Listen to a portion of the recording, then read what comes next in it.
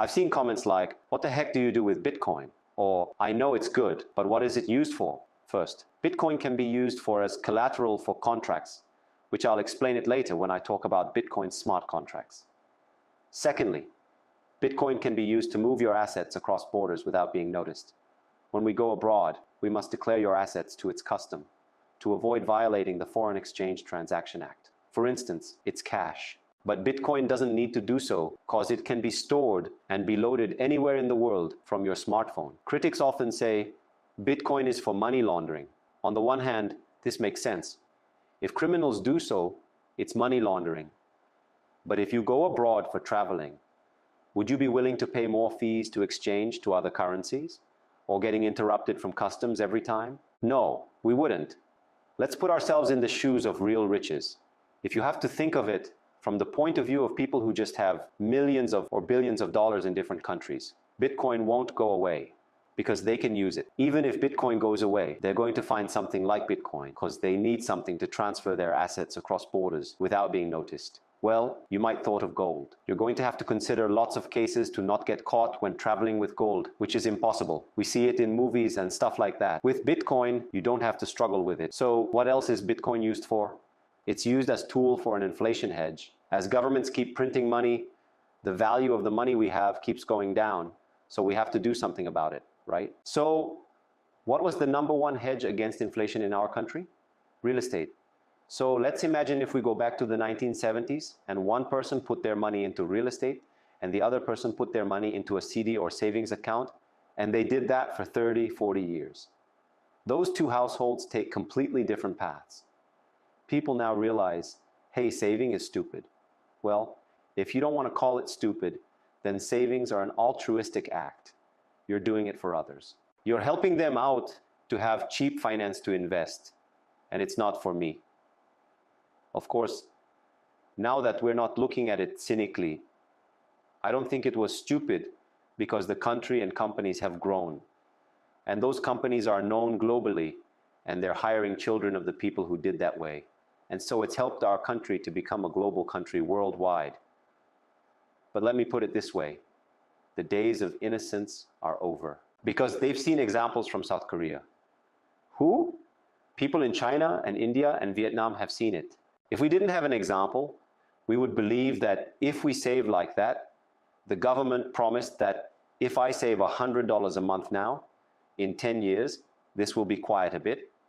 Chinese, Indian, or Vietnamese, people realize that because they have an example in South Korea, if they save their cash into your bank account, like their government wanted them to, like the government promotes it, will become a few hundreds of thousands of dollars in years, they realize that they can't buy a house with it. That's what we've seen it, right? Because people are smart, they don't get fooled twice. Maybe they could do it twice, but they don't get fooled a third time.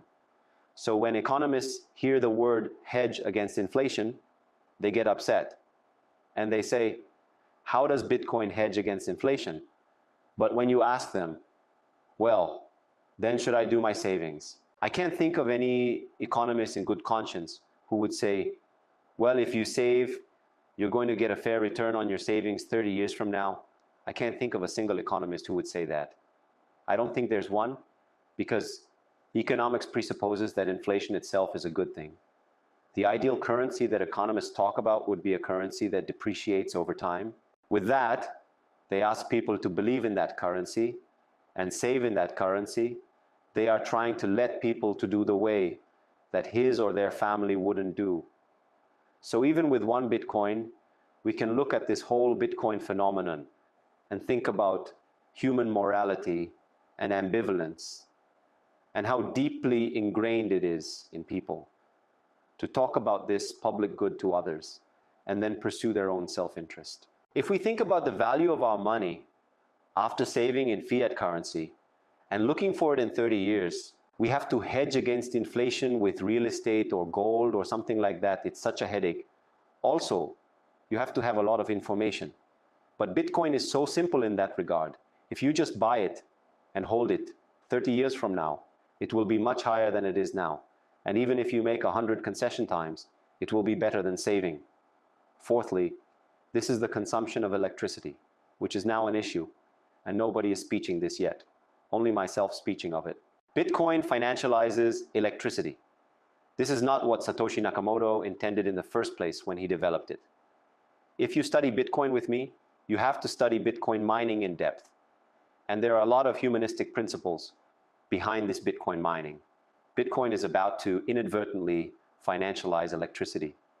What I mean by financializing electricity, power plants are throwing away electricity, right? Why would they throw away electricity? If electricity is something that you can make and store and use when you need it, that would be great. But it's very inefficient. And all the materials that go into the battery energy storage technology, which are rare earths, are really destructive to the environment. And that's what Elon Musk is getting all these carbon credits, and Elon Musk is bragging about it like it's the greatest thing since sliced bread, but it's not.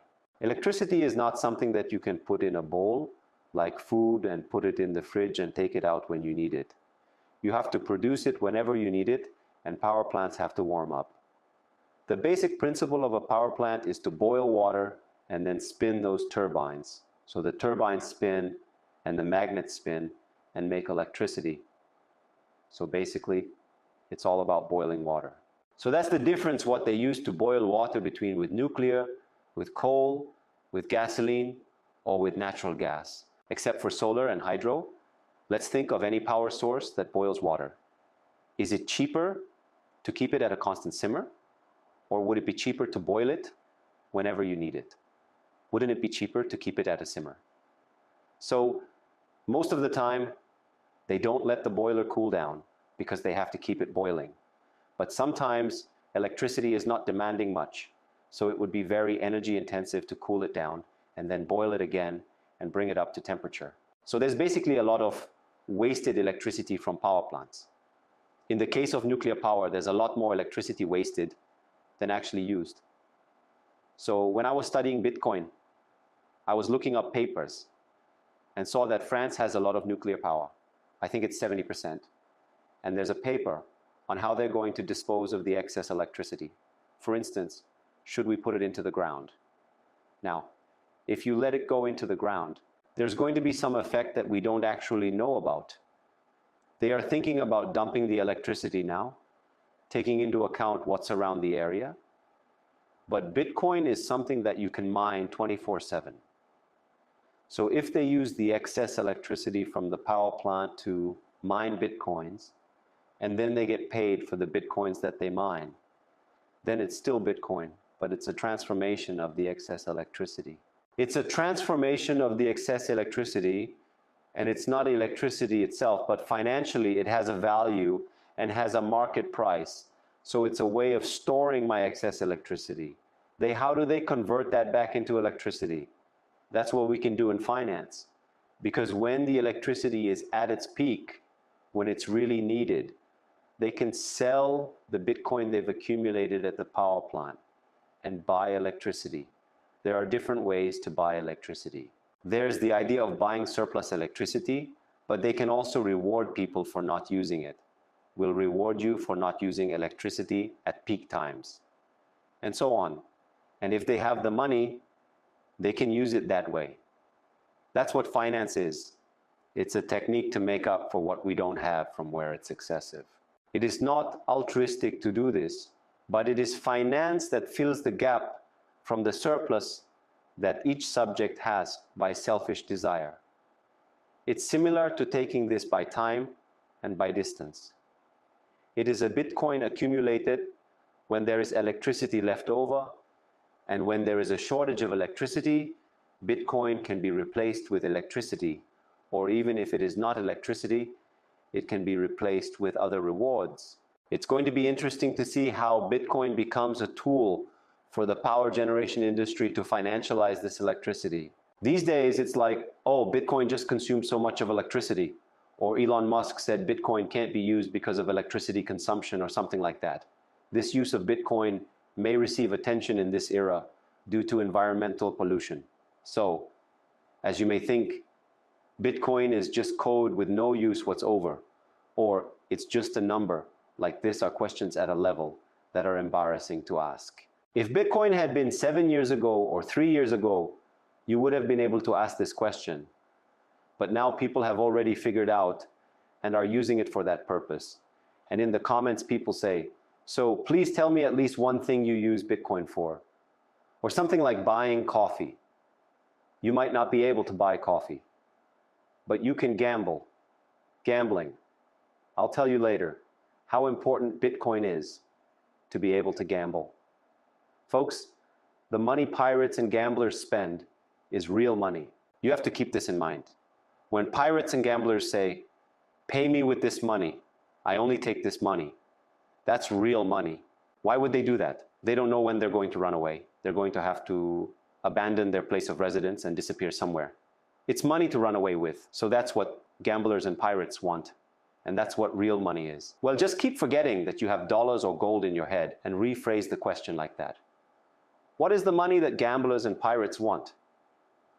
Bitcoin is a very strong candidate. So if you think of Bitcoin as the money of those bastards, it's a very bad thing. But if you think of it as, hey, this is the money that pirates want. This is the money that gamblers want. This is the money that everybody in the world wants. Could you change your perspective a little bit more? Please stop asking, what is Bitcoin used for? This is a question that needs to be asked, but I probably shouldn't ask it in the future because you are putting yourself on record as being too ignorant. So on that note, okay? Thanks for watching.